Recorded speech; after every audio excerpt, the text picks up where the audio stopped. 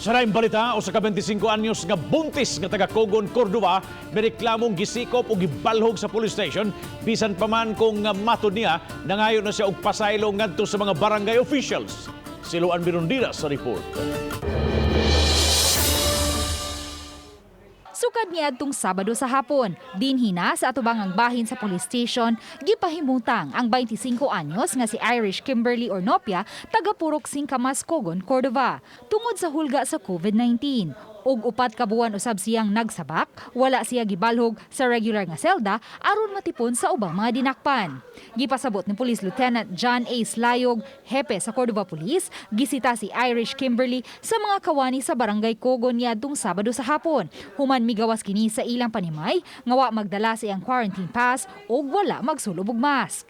And the barangay tanod who arrested her is that they advise her to go home, no?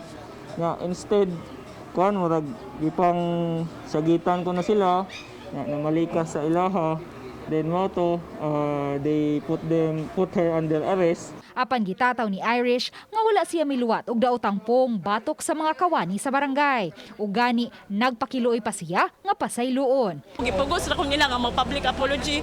Ilay paangkon nga ningon ko sa kapitan nga bugo siya og buang wala jud tang ko ningon na anak mo na nakinungdan nga naditin ko diri kay gipakapinan pa jud nila og defaming words. Gikatakda siyang pasakaan og kasong resistance and disobedience to a person in authority. Uban ni Godfrey Rilien, Luan Mirondina, Balitang Besda.